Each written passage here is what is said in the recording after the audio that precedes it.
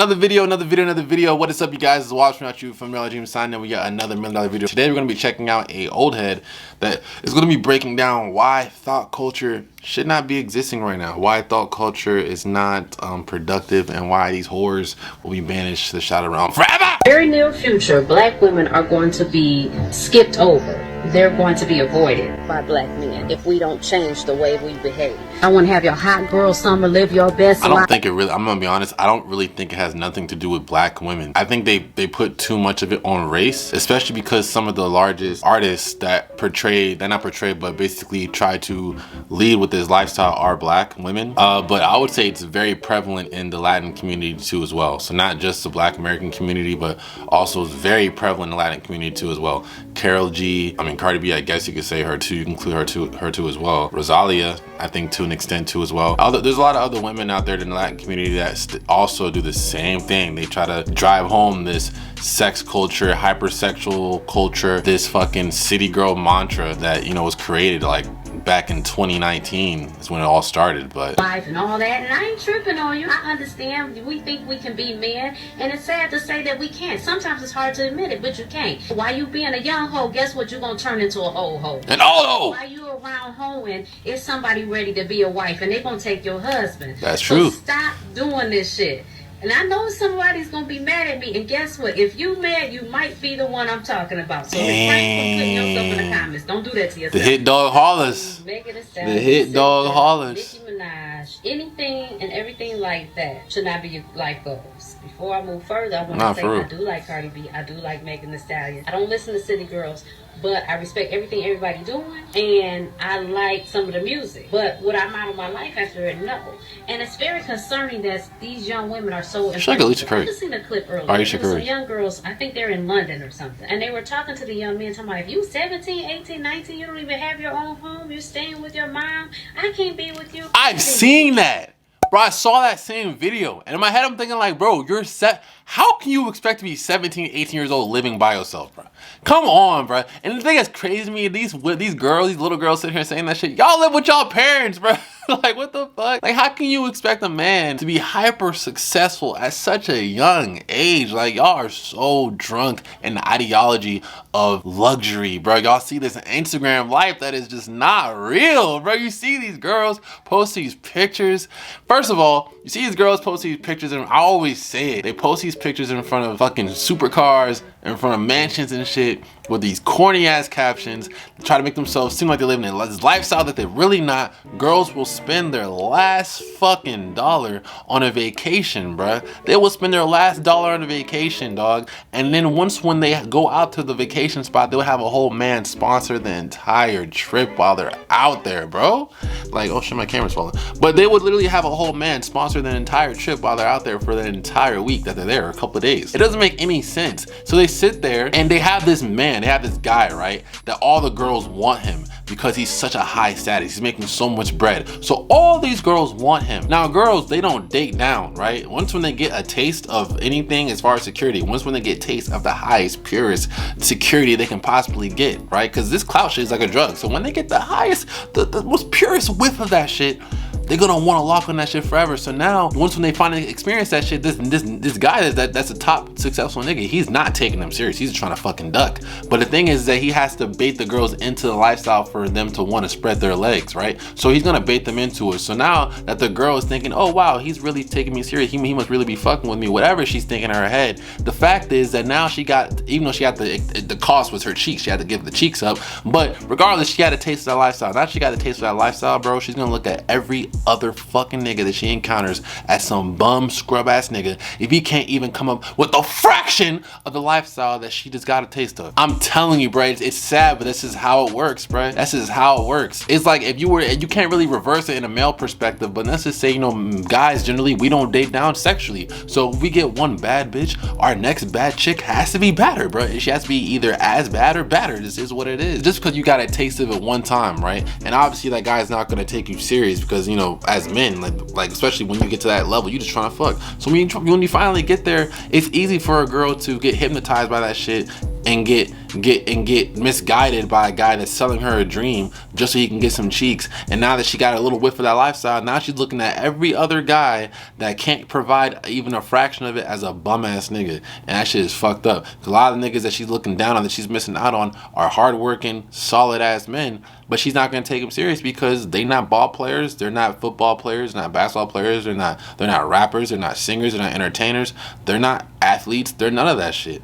They're just regular guys. And then you have the whole down talk and 9 to 5s, which makes it even worse. So now it's funny because a lot of girls are bottle girls and fucking strippers and shit. Like, bitch, like, yeah, you're not working 9 to 5. You're working a 10 to 3. Like, what the fuck is the same shit? Like, you just work different times. You still can get fired.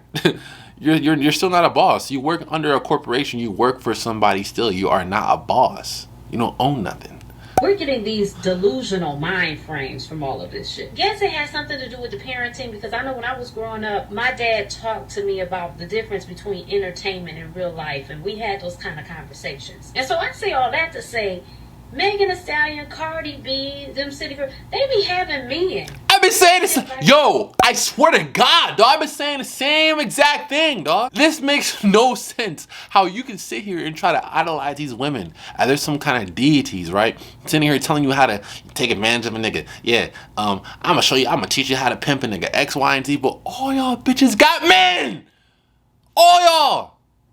Y'all in happy, loving relationships, sitting here telling these impressionable minds, these young women, how to be thoughts and how to take advantage of niggas. Like, all y'all got boyfriends, y'all married, y'all got kids, families. Like Cardi B, Offset.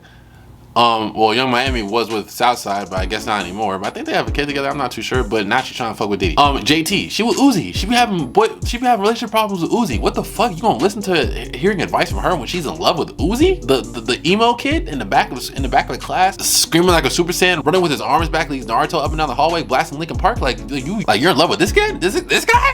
Like, nothing wrong with that, but I'm just saying, and let's call a spade a spade. If Uzi wasn't Uzi, she would not be fucking with that nigga. Like, come on. Like, the nigga is, to hood girls, he's considered as weird, and I'm like that too. Like, niggas like him and niggas like X and niggas like Trippie Redd, like, these niggas will be weird niggas. Like geeky Denzel Curry, weird niggas, bro. Like, if they weren't who they were. Meg Thee Stallion, like, she would fucking parties in Fontaine. So it was like, bro, like, all y'all in long-lasting relationships. Like, what the fuck are y'all sitting here and telling these young girls how to fucking take advantage of niggas when all y'all in relationships? It's just like how you have rap niggas rap about doing some gangster shit when y'all never shot a gun a day in your life. Like, what the fuck, nigga? Like, you got Future rapping about doing drugs and shit. Nigga, you never snorted coke. You never did a line of coke. You never even like fucking sip lean. Like, I'm not gonna say Future is like that. I've heard a story about that before, but long story short, basically what I'm saying is that, like, you have rappers out here that are trying to sell you a lifestyle. Why the fuck can my shit fucking stay still, bitch?